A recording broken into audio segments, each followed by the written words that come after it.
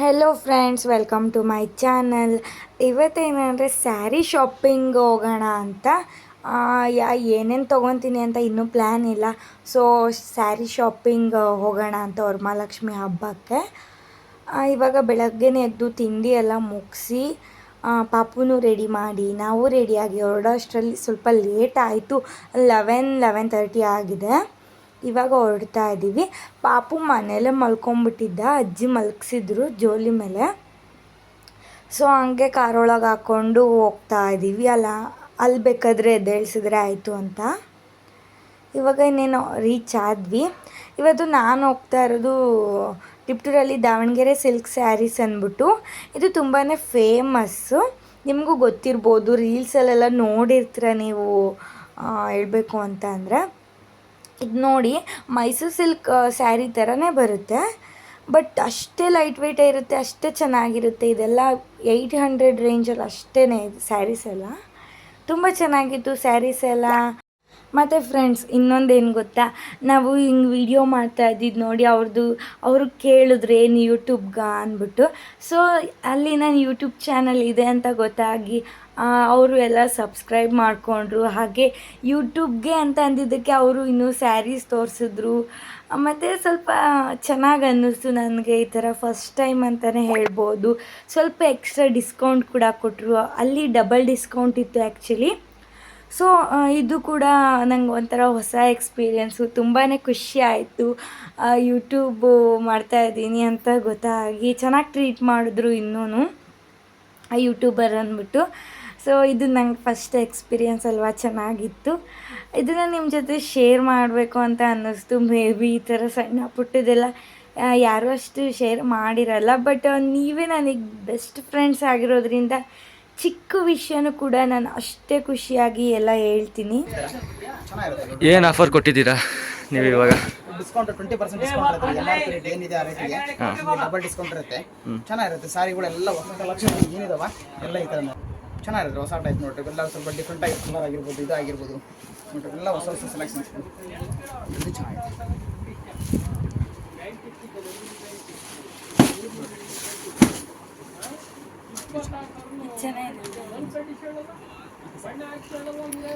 ಹಬ್ಬ ಪ್ರಯುಕ್ತ ಮಾತ್ರನಾ ಕೊಡ್ತಾ ಇರೋದು ಆಫರ್ ಇವಾಗ?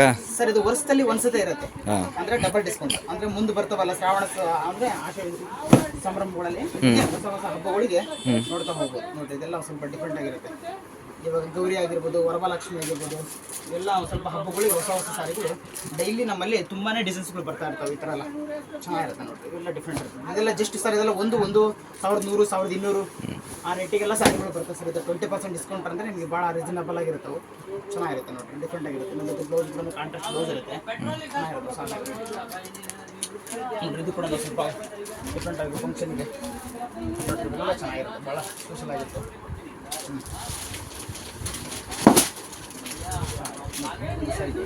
Blouse opposite contrast blouse. Friends, ಅಲ್ಲಿ ಸ್ಯಾರಿ ಬಗ್ಗೆ ಹೇಳಬೇಕು ಅಂದರೆ ತುಂಬ ಚೆನ್ನಾಗಿತ್ತು. ಒಂದಕ್ಕಿಂತ ಒಂದು ಸ್ಯಾರಿ ತುಂಬ ಚೆನ್ನಾಗಿತ್ತು. ಯಾವ್ದು ತೊಗೊಳ್ಳಿ ಯಾವ್ದು ಬಿಡಲಿ ಅಂತ ಕನ್ಫ್ಯೂಷನ್ನಲ್ಲೇ ಇದ್ದೆ. ಆಮೇಲೆ ನಾನು ಜಾಸ್ತಿ ಟೈಮ್ ತೊಗೊಂಡೇನು ಸೆಲೆಕ್ಟ್ ಮಾಡಲಿಲ್ಲ, ಯಾಕಂದರೆ ಬೇಗನೆ ಸೆಲೆಕ್ಟ್ ಆಯಿತು ನನಗೆ. ಮೊದಲು ಇದನ್ನು ಸೆಲೆಕ್ಟ್ ಮಾಡಿದೆ.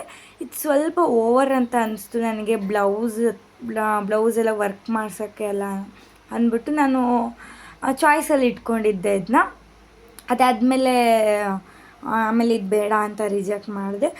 ಪ್ರೈಸ್ ಬಗ್ಗೆ ಹೇಳಬೇಕು ಅಂದರೆ ತುಂಬ ಕಡಿಮೆ ಇತ್ತು. ಇದೆಲ್ಲ 1200, 300 ರೇಂಜ್ ಅಷ್ಟೇ ಇದು. ಬಟ್ ಆ ರೀತಿ ಕಾಣಲ್ಲ. ಒಂದು 4-5,000 ಆ ಥರ ಸ್ಯಾರಿ ಥರ ಒಂದು ಲುಕ್ ಇದೆ. ತುಂಬಾ ಚೆನ್ನಾಗಿತ್ತು ಈ ಸ್ಯಾರಿನೂ. ಮತ್ತು ಇದು ಸ್ವಲ್ಪ ರಫ್ ಇತ್ತು ಅಂತ ನಾನು ತೊಗೊಳ್ಲಿಲ್ಲ, ಯಾಕಂದರೆ ನನಗಿನ್ನು ಅಷ್ಟು ಪರ್ಫೆಕ್ಟಾಗಿ ಉಟ್ಕೊಳ್ಳೋಕ್ಕೆ ಸ್ವಲ್ಪ ಬರೋಲ್ಲ. ಹಾಗಾಗಿ ಇದನ್ನು ನಾನು ತೊಗೊಳ್ಳಿಲ್ಲ. ಇದನ್ನು ತೊಗೊಂಡೆ. ಈಗ ನಾನೇನು ನಿಮಗೆ ತೋರಿಸ್ತಾ ಇದ್ದೀನಿ, ವೇರ್ ಮಾಡ್ತಾ ಇದ್ದೀನಿ ಈ ಸ್ಯಾರಿ. ಮತ್ತು ಈ ಕಲರ್ ಕೂಡ ನನ್ನ ಹತ್ರ ಇರಲಿಲ್ಲ, ಹಾಗಾಗಿ ತೊಗೊಂಡೆ. ನನಗೂ ಈ ಸ್ಯಾರಿ ತುಂಬ ಇಷ್ಟ ಆಯಿತು. ಮತ್ತು ಅಷ್ಟು ರಫ್ ಎಲ್ಲ ಏನಿರಲಿಲ್ಲ, ನಾವು ಈಸಿಯಾಗಿ ಸೆರಗು ಎಲ್ಲ ಕೂರಿಸ್ಕೋಬೋದು, ಅಷ್ಟು ಚೆನ್ನಾಗಿತ್ತು. ಹಾಗಾಗಿ ಇದನ್ನು ತೊಗೊಂಡೆ ನಾನು. ನಿಮಗೆ ಯಾವ ಸ್ಯಾರಿ ಇಷ್ಟ ಆಯಿತು ಹೇಳಿ, ಇದೆರಡರಲ್ಲಿ ಆರೆಂಜ್ ಇಷ್ಟ ಆಯಿತಾ ಇಲ್ಲ ಈ ಸ್ಯಾರಿ ನಾನು ತೊಗೊಂಡಿರೋದು ಇಷ್ಟ ಆಯಿತಾ, ಯಾವುದು ಇಷ್ಟ ಆಯಿತು ಕಮೆಂಟ್ ಮಾಡಿ ಹೇಳಿ. ಇವಾಗ ನನಗೆ ನಾನು ಎಕ್ಸ್ಟ್ರಾ ಸ್ಯಾರಿ ಏನು ತೊಗೊಳ್ಲಿಲ್ಲ, ಯಾಕಂದರೆ ಗೃಹ ಪ್ರವೇಶಕ್ಕೆ ಅಮ್ಮ ತೊಗೊಂಡಿದ್ದಾರೆ. ಹಾಗಾಗಿ ತುಂಬ ಸ್ಯಾರೀಸ್ ಯಾಕೆ ನಾನು ಅಷ್ಟೇನು ಸ್ಯಾರೀಸ್ ಉಡಲ್ವಲ್ಲ ಅಂದ್ಬಿಟ್ಟು ಎಕ್ಸ್ಟ್ರಾ ಎಲ್ಲ ಏನು ತೊಗೊಳ್ಲಿಲ್ಲ. ನೋಡಿದೆ ಇಷ್ಟ ಆದರೆ ತೊಗೋಣ ಅಂದ್ಬಿಟ್ಟು ಸಿಂಪಲ್ ಫ್ಯಾನ್ಸಿ ಸ್ಯಾರೀಸಲ್ಲಿ, ಬಟ್ ತೊಗೊಳ್ಳಿಲ್ಲ. ಇದೊಂದೇ ನಾನು ತೊಗೊಂಡಿದ್ದು ಇವತ್ತು ಹೇಳಬೇಕು ಅಂತಂದ್ರೆ. ಇದು ಸ್ಯಾರಿ ಫುಲ್ ಈ ಥರ ಬರುತ್ತೆ. ಅವರೇ ಎಲ್ಲ ನೀಟಾಗಿ ಆಮೇಲೆ ಫೋಲ್ಡ್ ಮಾಡಿಕೊಟ್ರು. ನಾನು ಪಾಪು ಬೇರೆ ಸಿಕ್ಕಾಪಟ್ಟೆ ತರಲೆ ಮಾಡ್ತಿದ್ದ ಅಲ್ಲೂ. ನಾನು ಪಾಪು ನಾಮಕರಣಕ್ಕೆ ಸ್ಯಾರಿ ತೊಗೊಂಡಿದ್ನಲ್ಲ, ಅದು ಕೂಡ ನಾನು ಇಲ್ಲೇ ತೊಗೊಂಡಿದ್ದು ಸ್ಯಾರಿನ. ಅದು ಬಂದ್ಬಿಟ್ಟು 5K, ಬಟ್ ಈಗ ನಾನು ತೊಗೊಂಡಿರೋದು ಅದಕ್ಕಿಂತ ನನಗಿಷ್ಟ ಆಯಿತು. ಇದು ಬರೀ 1.5 ರೇಂಜ್ ಅಷ್ಟೇ ಇದು, ಬಟ್ ಅದಕ್ಕಿಂತ ನನಗೆ ಇದೇ ಇಷ್ಟ ಆಯಿತು ಅಂತಲೇ ಹೇಳ್ಬೋದು. ಇದು ಕಲರ್ ಆಗಿರ್ಬೋದು, ಕಾಂಬಿನೇಷನ್ ಆಗಿರ್ಬೋದು, ಪ್ಯಾಟ್ರನ್ನು, ಬಾರ್ಡರು ಎಲ್ಲ ನಾನು ಯಾವ ಥರ ಅಂತ ಅಂದ್ಕೊಂಡಿದ್ನೋ ಅದೇ ಥರ ಇತ್ತು. ಏನಂದರೆ ನಾವು ಸ್ಯಾರಿ ತೊಗೊಳ್ಳುವಾಗ ಮೈಂಡಲ್ಲೇ ಒಂಥರ ಫಿಕ್ಸ್ ಮಾಡ್ಕೊಂಡಿರ್ತೀವಿ, ಇದೇ ಥರ ಇರಬೇಕು, ಬಾರ್ಡರ್ ಇಷ್ಟೇ ಉದ್ದ ಇರಬೇಕು, ಆ ಥರ ಎಲ್ಲ. ಆ ಥರದ್ದು ಸಿಕ್ಕಿದ್ರೆ ಅಷ್ಟೇ ನಾವು ಒಪ್ಕೊಳ್ಳೋದು, ಇಲ್ಲಾಂದರೆ ಏನೋ ಒಂಥರ ಅನಿಸ್ತಾ ಇರುತ್ತೆ. ಇವಾಗ ಫ್ಯಾನ್ಸಿ ಸ್ಯಾರೀಸ್ ಕೂಡ ನೋಡಿದೆ ಅಲ್ಲೇ, ಅದು ಸ್ವಲ್ಪ ಬಾರ್ಡರ್ ಎಲ್ಲ ಹರ್ಡ್ಕೊಳ್ಳುತ್ತೆ ಅಂತ ಅನ್ನಿಸ್ತು.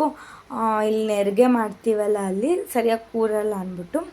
ಸೊ ಟ್ರಯಲ್ ಕೂಡ ಮಾಡೋದಕ್ಕೆ ಕೊಟ್ಟಿದ್ದರು. ಹಾಗಾಗಿ ನಾನೇನು ಫ್ಯಾನ್ಸಿ ಸ್ಯಾರಿನ ತೊಗೊಳ್ಳಿಲ್ಲ. ನಾನು ಆಲ್ಮೋಸ್ಟ್ ಈ ಅಂಗಡೀಲಿ ಒಂದು 4-5 ಸ್ಯಾರಿ ತೊಗೊಂಡಿದ್ದೀನಿ ಅಂತಲೇ ಹೇಳ್ಬೋದು. ಇದೇನೋ ಒಂಥರ ನನಗೆ ಫಿಕ್ಸ್ ಆಗಿರೋ ಥರ. ಮದುವೆ ಆದಾಗಿಂದ ಆಲ್ಮೋಸ್ಟ್ ನಾನು ಇಲ್ಲೇ, ಅಂದರೆ ಕಾಸ್ಟ್ಲಿ ಸೀರೆಗಳು ಅಂತ ಬಂದಾಗ ಇಲ್ಲೇ ತೊಗೊಳ್ತೀನಿ. ಜಸ್ಟ್ ಫ್ಯಾನ್ಸಿ ಮತ್ತು ತುಂಬ ಕಡಿಮೆ ಪ್ರೈಸಿಂದು ಆ ಥರ ಎಲ್ಲ ಬಂದಾಗ ತೊಗೊತೀನಿ ಬೇರೆ ಕಡೆನೇ. ಇಲ್ಲಿ ನನಗೆ ಚೆನ್ನಾಗಿರುತ್ತೆ ಮತ್ತು ರೇಟ್ ಕೂಡ ರೀಸನಬಲ್ ಆಗಿತ್ತು, ಹಾಗಾಗಿ ತೊಗೊಂಡೆ. ಮತ್ತು ಇಲ್ಲಿ ಎಕ್ಸ್ಚೇಂಜ್ ಕೂಡ ಇರುತ್ತೆ. ಬಿಲ್ ತೊಗೊಂಬಂದರೆ 1 ಮಂತ್ 2 ಮಂತ್ ಆದ್ರೂ ಎಕ್ಸ್ಚೇಂಜ್ ಮಾಡ್ಕೋಬೋದು. ಸೀರೆದು ಒರಿಜಿನಲ್ ಪ್ರೈಸ್ ಎಷ್ಟು? ಒರಿಜಿನಲ್ ಪ್ರೈಸ್ ಬಂದ್ಬಿಟ್ಟು 1600. ಇವಾಗ ಡಿಸ್ಕೌಂಟ್ ಎಲ್ಲ ಹೋಗಿ ಡಿಸ್ಕೌಂಟ್ ಎಲ್ಲ ಆಗಿ 1300 ಆಗಿದೆ. ಯಾವತ್ತವರೆಗೂ ಇರುತ್ತೆ ಇದು ಆಫರು? ಈ ಆಫರ್ ನಿಮಗೆ ಅದು ಈ ತಿಂಗಳು ಎಂಡವರೆಗೂ ಇರುತ್ತೆ. ಈ ಮಂತ್ 8ವರೆಗೂ. ಓಕೆ, ನಿಮ್ಮ ಅಂಗಡಿ ಲೊಕೇಶನ್ ಎಲ್ಲಿರೋದು? ಸರ್ ನಮ್ಮದು ದೊಡ್ಡಪೇಟೆ ರೋಡು, ಪೊಲೀಸ್ ಸ್ಟೇಷನಿಂದ ಮುಂದೆ. ಹಾಂ, ಅಂಗಡಿ ನೇಮ್ ಬಂದುಬಿಟ್ಟು ನ್ಯೂ ದಾವಣಗೆರೆ ಸ್ಯಾರಿ ಸೆಂಟರ್ ಅಂತ. ನನಗಂತೂ ತುಂಬಾ ಇಷ್ಟ ಆಯಿತು ಮತ್ತು ಖುಷಿನೂ ಆಯಿತು. ಏನೋ ಒಂಥರ ಯೂಟ್ಯೂಬಿಂದ ಸ್ವಲ್ಪ ಹೊಸ ಎಕ್ಸ್ಪೀರಿಯನ್ಸ್ ಅಂತ ಅನ್ನಿಸ್ತು. ಈ ಥರ ಎಲ್ಲ ನಾನು ಯಾವತ್ತೂ ಎಕ್ಸ್ಪೀರಿಯನ್ಸ್ ಮಾಡಿರಲಿಲ್ಲ. ಯೂಟ್ಯೂಬಲ್ಲಿ ಹೇಳೋದಾಗಿರ್ಬೋದು, ಅದ್ರ ಬಗ್ಗೆ, ಅಂಗಡಿ ಬಗ್ಗೆ, ಮತ್ತು ನಾನು ಹೊರಗಡೆ ಯೂಟ್ಯೂಬರ್ ಅಂತ ತೋರಿಸ್ಕೊಳ್ಳೋದು ಆ ಥರ ಎಲ್ಲ ನನಗೇನು ಇರಲಿಲ್ಲ. ಬಟ್ ಇವತ್ತು ನಾವು ಅವರು ಕೇಳಿದ್ದನ್ನ ನೋಡಿ ಎಷ್ಟೊಂದು ಚೆನ್ನಾಗಿ ಕೇಳಿ, ನೀವು ಯೂಟ್ಯೂಬರ ಚಾನಲ್ ನೇಮ್ ಏನು ಅಂತೆಲ್ಲ ಕೇಳಿ, ಆ ಥರ ಎಲ್ಲ ಚೆನ್ನಾಗಿತ್ತು ಇವತ್ತು. ಅದಾದಮೇಲೆ ಸ್ವಲ್ಪ ಮುಂದೆ ಬಂದು ಪಾಪುಗೆ ಬಟ್ಟೆ ತೊಗೊಳ್ಳೋಣ ಅಂತ ಬಂದ್ವಿ. ಇಲ್ಲಿ ದೇವತಾ ಅಂತ ಇದೆ. ಆಲ್ಮೋಸ್ಟ್ ನಾನು ಚಿಕ್ಕ ಹುಡುಗಿ, ಪಾಪು ಇದನ್ನೆಲ್ಲ ಆ ಏಜಿಂದ ಹಿಡ್ದು ಇಲ್ಲೇ ತೊಗೊತಾ ಇದ್ದಿದ್ದು ನಮ್ಮ ಮಮ್ಮಿ. ಇವಾಗ ನಾನು ಪಾಪುಗೂ ಇಲ್ಲೇ ತೊಗೊತೀನಿ, ಯಾಕಂದರೆ ಈ ಅಂಗಡಿ ಏನೋ ಒಂಥರ ಸೆಂಟಿಮೆಂಟು. ಅಷ್ಟು ಚಿಕ್ಕ ಮಗುವಿಂದನೂ ಇಲ್ಲೇ ತೊಗೊತಾ ಇದ್ರಲ್ಲ ಅಂದ್ಬಿಟ್ಟು, ಹಾಗಾಗಿ ಪಾಪುಗೂ ಇಲ್ಲೇ ತೊಗೋಣ ಅಂತ ಕರ್ಕೊಬಂದೆ. ಅವನಿಗೂ ತೊಗೊಂಡ್ವಿ ಒಂದು 2-3 ಜೊತೆ. ಬಟ್ ರೇಟ್ ಅಂತೂ ತುಂಬ ಕಾಸ್ಟ್ಲಿ ಇತ್ತು. ಮಕ್ಕಳು ಬಟ್ಟೆಗಳು 1000 1500 ಆ ಥರ ಎಲ್ಲ ಇತ್ತು. ಮಾಮೂಲಿ ಶರ್ಟು ಮತ್ತು ನಿಕ್ಕರ್ ಬರುತ್ತಲ್ಲ ಆ ಥರದ್ದನ್ನೇ. ಅದೆಲ್ಲ ಆದಮೇಲೆ ಹೂವಿನ ಗಿಡ ನೋಡೋಣ ಅಂತ ಹೋದ್ವಿ. ಆ ಹೂವಿನ ಗಿಡ ತೊಗೊಳ್ಳೋ ಏನು ಪ್ಲ್ಯಾನ್ ಇರಲಿಲ್ಲ, ಜಸ್ಟ್ ತುಳಸಿದು ಪಾಟ್ ಬರುತ್ತಲ್ಲ ಅದಷ್ಟೇ ಬೇಕಿತ್ತು. ಹಾಗೆ ನೋಡ್ತಾ ಇದ್ದರೆ ತೊಗೊಂಡಲ್ಲೇ ಅಂತೂ ಬರೋಕ್ಕೆ ನಂಗೆ ಮನಸ್ಸೇ ಬರೋಲ್ಲ. ನೀವು ನಾನು ಎಷ್ಟೋ ವಿಡಿಯೋದಲ್ಲಿ ನೋಡಿರ್ತೀರ ನಾನು ಹೂವಿನ ಗಿಡಗಳು ತೊಗೊಳಕ್ಕೆ ಎಷ್ಟು ದಿನ ಹೋಗಿದ್ದೀನಿ ಅಂತ. ಇದೇ ಪ್ಲೇಸಿಗೆ ಒಂದು 2-3 ವೀಡಿಯೋಸೆಲ್ಲ ಹಾಕಿದ್ದೀನಿ ನಾನು ಶಾಪ್ ಮಾಡೋಕ್ಕೆ ಬಂದಿರೋದು. ಏನೋ ಒಂಥರ ನನಗೆ ಹೂವುಗಳಂದರೆ ತುಂಬಾ ಇಷ್ಟ. ಅದರಲ್ಲೂ ನಾನು ಹಾಕಿರೋ ಹೂವುಗಳು ಬಿಡ್ತಲ್ಲ, ಸಿಕ್ಕಾಪಟ್ಟೆ ಇಷ್ಟ ಆಗುತ್ತೆ. ಹಾಗೆ ಇಲ್ಲೂ ಪಾಟೆಲ್ಲ ತೊಗೊಂಡು ಹೂವಿನ ಗಿಡನೂ ತೊಗೊಂಡು ಹೊರಟ್ವಿ ಮನೆಗೆ. ಪಾಪು ಇಲ್ಲಂತೂ ಇಳಿದ್ಬಿಟ್ಟು ಯಾವುದು ಗಿಡದಲ್ಲಿ ಹೂವು ಇರುತ್ತೋ ಅದೆಲ್ಲ ಕಿತ್ತು ಹಾಕ್ತಿದ್ದ. ಪಾಪ ಅವ್ರು ಯಾರು ಏನು ಅನ್ನಲೇ ಇಲ್ಲ. ನೋಡ್ಬೋದು ನೀವಿಲ್ಲಿ ಎಷ್ಟು ಅಗಲ ಇದೆ ಅಲ್ಲ. ಈ ಥರ ಹೂವು ನನಗೆ ಇಷ್ಟ ತುಂಬಾ. ನಾನು ಹಾಕಿದ್ದೀನಿ ಮನೆ ಹತ್ರ, ಅದು ಹೂವು ಬಿಡ್ತಾ ಇದೆ. ಒಂದು 3-4 ಹೂವು ಎಲ್ಲ ಕಿತ್ತಾಕ್ಬಿಟ್ಟಿದ್ದ. ಫ್ರೆಂಡ್ಸ್, ನಿಮಗೂ ಇದೇ ಥರ ಯಾರಿಗೆಲ್ಲ ಈ ಥರ ಹೂವಿನ ಗಿಡಗಳು ಅಂದರೆ ಇಷ್ಟ ಕಮೆಂಟ್ ಮಾಡಿ ಹೇಳಿ. ಯಾಕಂದರೆ ನಂತರ ಯಾರ್ಯಾರು ಇದ್ದೀರ ಗೊತ್ತಾಗುತ್ತೆ. ನನಗಂತೂ ತುಂಬ ವೀಡಿಯೋಸಲ್ಲಿ ತೋರಿಸ್ಬಿಟ್ಟಿದ್ದೀನಿ. ನಾನು ಸಿಕ್ಕಾಬಿಟ್ಟೆ ಫೇವ್ರೆಟ್. ನನಗೆ ಹೂವಿನ ಗಿಡ, ಹೂವು ಬೆಳೆಸೋದು ಅಂದ್ರೇ ಇಷ್ಟ. ಗಿಡ ಬೆಳೆಸೋದು ಅಂದ್ರೇ. ನಿಶು, ಏನು ಮಾಡ್ತಿದ್ಯಾ? ಹೂವು ಕಿತ್ಕೊಂಡಿಲ್ಲಿ ಏನು ಮಾಡ್ತಿದ್ಯಾ? ತೋರಿಸಿ, ಎಲ್ಲ ಕಿತ್ತಾಕ್ತಿದ್ದೀನಿ ಅಂತ. ಚೆನ್ನಾಗಿತ್ತು ಇವತ್ತಿನ ಡೇ. ಇವಾಗ ಊಟ ಮಾಡಬೇಕು. ಏನಂದರೆ ಈ ಥರ ಶಾಪಿಂಗ್ ಆ ಥರ ಎಲ್ಲ ಬಂದಾಗ ಟೈಮ್ ಹೋಗೋದೇ ಗೊತ್ತಾಗಲ್ಲ. ಬಟ್ ನಂದು ಇವತ್ತು ಸ್ಯಾರಿ ಶಾಪಿಂಗ್ ತುಂಬ ಕ್ವಿಕ್ಕಾಗಿ ಆಯಿತು. ಬೇಗನೆ ಮಾಡಿದೆ ನಾನು ಸ್ಯಾರಿ ಶಾಪಿಂಗ್ನ. ಜಾಸ್ತಿ ಲೇಟ್ ಆಗಲೇ ಇಲ್ಲ. ಒಂದು ಅರ್ಧ ಗಂಟೆಲೆಲ್ಲ ನಾನು ಸ್ಯಾರಿ ಶಾಪಿಂಗ್ ಆಗಿತ್ತು. ಇನ್ನೂ 1-2 ಸ್ಯಾರಿ ನೋಡಿದೆ. ಅದು ಸ್ವಲ್ಪ ಹರಡ್ಕೋತಿತ್ತು, ನೀಟಾಗಿ ಉಟ್ಕೊಳ್ಳೋದಕ್ಕೆ ಬರಲ್ಲ ಅಂತ ತೊಗೊಳ್ಲಿಲ್ಲ.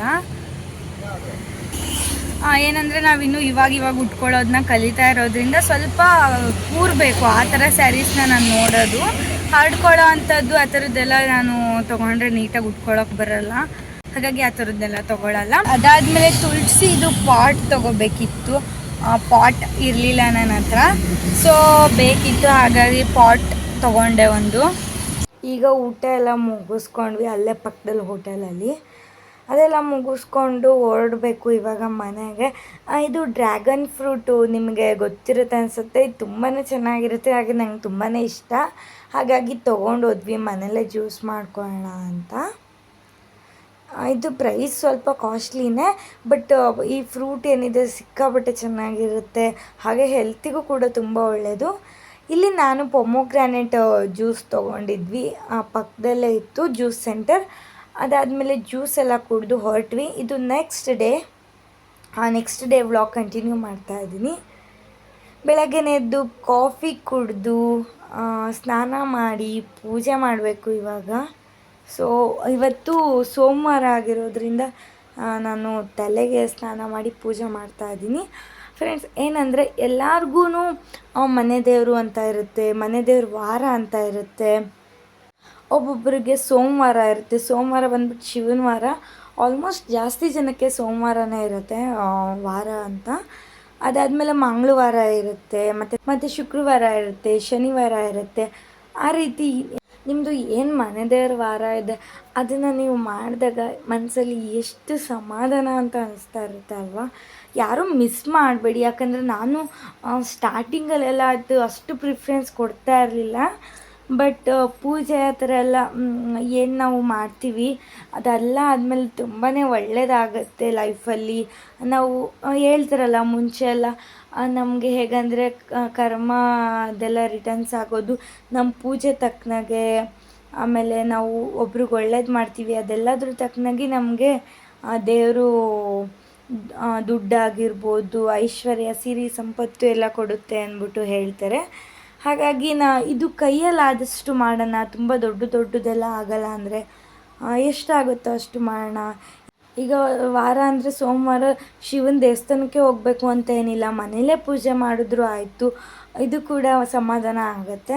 ಇವಾಗ ಅದೆಲ್ಲ ಮುಗಿಸ್ಕೊಂಡು ತಿಂಡಿ ಮಾಡ್ತಾಯಿದ್ದೀನಿ. ಜೀರಾ ರೈಸ್ ಮಾಡೋಣ ಅಂದ್ಬಿಟ್ಟು ಇವತ್ತು ನಾನು ಯಾವ ರೀತಿ ಮಾಡ್ತೀನಿ ಜೀರಾ ರೈಸ್ನ ಅಂದ್ಬಿಟ್ಟು ನಿಮ್ಮ ಜೊತೆ ಶೇರ್ ಮಾಡ್ಕೊಳ್ತಾ ಇದ್ದೀನಿ. ಇವಾಗ ಒಂದು ಮಿಕ್ಸಿ ಜಾರ್ಗೆ ಸ್ವಲ್ಪ ಜೀರಿಗೆ, ಹಸಿರು ಮೆಣಸಿನ್ಕಾಯಿ ಮತ್ತು ಕೊತ್ತಂಬರಿ ಸೊಪ್ಪು ಮತ್ತು ಪುದೀನ ಸೊಪ್ಪು ಇದಿಷ್ಟು ಹಾಕಿ ಗ್ರೈಂಡ್ ಮಾಡ್ಕೊತೀನಿ. ಪುದೀನ ಸೊಪ್ಪು ನಿಮಗೆ ಆಪ್ಷನಲ್, ಅದು ನಿಮ್ಮ ಇಷ್ಟ. ನನ್ನ ಹತ್ರ ಇತ್ತು ಹಾಗಾಗಿ ಹಾಕ್ಕೊಂಡೆ. ಇದನ್ನು ಸ್ವಲ್ಪ ನೀರು ಹಾಕ್ಬಿಟ್ಟು ಗ್ರೈಂಡ್ ಮಾಡ್ಕೊತೀನಿ. ಈ ರೀತಿ ಪೇಸ್ಟ್ ಆದಮೇಲೆ ಇವಾಗ ಒಂದು ಕುಕ್ಕರ್ ತೊಗೊಂಡು ಸ್ವಲ್ಪ ಎಣ್ಣೆ ಹಾಕ್ಕೊಂಡು 2-3 ಸ್ಪೂನ್ಸ್ ಆಯಿಲ್ ಹಾಕ್ಕೊಂಡಿದ್ದೀನಿ. ಇವಾಗ ಆಯಿಲ್ ಸ್ವಲ್ಪ ಚೆನ್ನಾಗಿ ಬಿಸಿ ಆದಮೇಲೆ ಅದು ನೋಡ್ಬೋದು ನೀವು, ಇಲ್ಲಿ ಸ್ವಲ್ಪ ಆದರೆ ಸಾಕು ಆಯಿಲು, ತುಂಬ ಜಾಸ್ತಿ ಏನು ಬೇಕಾಗಲ್ಲ. ಇದಕ್ಕೆ ನಾವು ಏನು ಗ್ರೈಂಡ್ ಮಾಡಿ ಇಟ್ಕೊಂಡಿದ್ವಲ್ಲ ಅದನ್ನು ಹಾಕ್ತಾಯಿದ್ದೀನಿ. ಇದು ಹಸಿ ವಾಸನೆ ಹೋಗೋವರೆಗೂ ಆಯಿಲಲ್ಲೇ ಚೆನ್ನಾಗಿ ಫ್ರೈ ಮಾಡಬೇಕು. ಈ ರೆಸಿಪಿ ಏನಿದೆ ತುಂಬಾ ಸಿಂಪಲ್, ಹಾಗೆ ಸಿಕ್ಕಾಪಟ್ಟೆ ಟೇಸ್ಟ್ ಇರುತ್ತೆ ಅಂತಲೇ ಹೇಳ್ಬೋದು. ನೋಡಿ ಇವಾಗ ಇದು ಆಯಿಲಲ್ಲಿ ಆಗಿ ಎಣ್ಣೆ ಎಲ್ಲ ಬಿಡುತ್ತೆ ಅಂತಾರಲ್ಲ, ಅಷ್ಟು ಕುದಿಬೇಕು. ಕುದಿ ಅಂದರೆ ಚೆನ್ನಾಗಿ ಫ್ರೈ ಆಗಬೇಕು. ಈ ರೀತಿ ಆದಮೇಲೆ ಇದಕ್ಕೆ ಸ್ವಲ್ಪ ನೀರು ಹಾಕ್ಕೊಳ್ತಾ ಇದ್ದೀನಿ.